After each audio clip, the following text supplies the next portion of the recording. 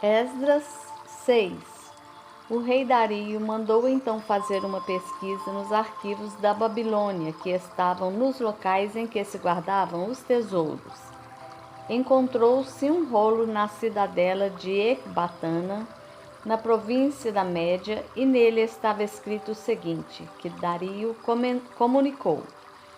No primeiro ano do seu reinado, o rei Ciro promulgou um decreto acerca do templo de Deus em Jerusalém nestes termos: que o templo seja reconstruído como local destinado à apresentação de sacrifícios e que se lancem os seus alicerces.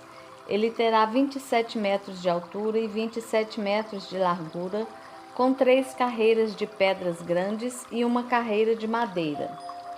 O custo será pago pela tesouraria do rei, e os utensílios de ouro e de prata da casa de Deus, que Nabucodonosor tirou do templo de Jerusalém e trouxe para a Babilônia, serão devolvidos aos seus lugares no templo de Jerusalém.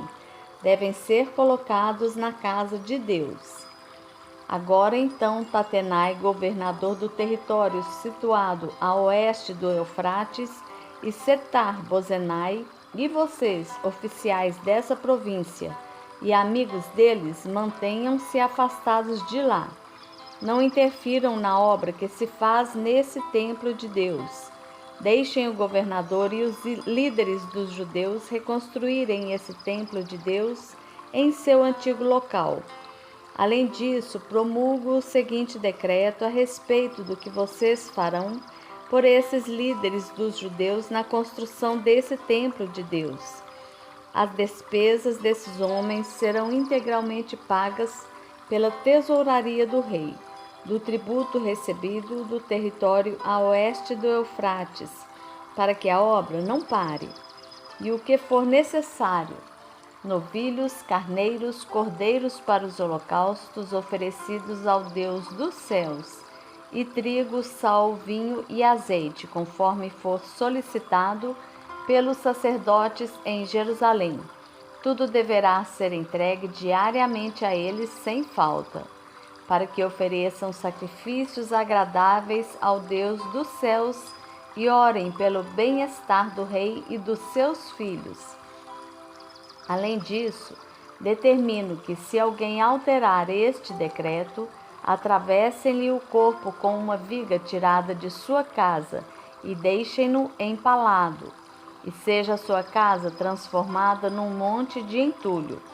E que Deus, que fez o seu nome ali habitar, derrube qualquer rei ou povo que estender a mão para mudar este decreto ou para destruir esse templo de Jerusalém. Eu, Dario, o decretei que seja plenamente executado. Tendo recebido o decreto do rei Dario, Tatenai, governador do território situado a oeste do Eufrates, Setar-Bozenai e os companheiros deles o cumpriram plenamente. Dessa maneira, os líderes dos judeus continuaram a construir e a prosperar, encorajados pela pregação dos profetas Ageu e Zacarias, descendente de Ido.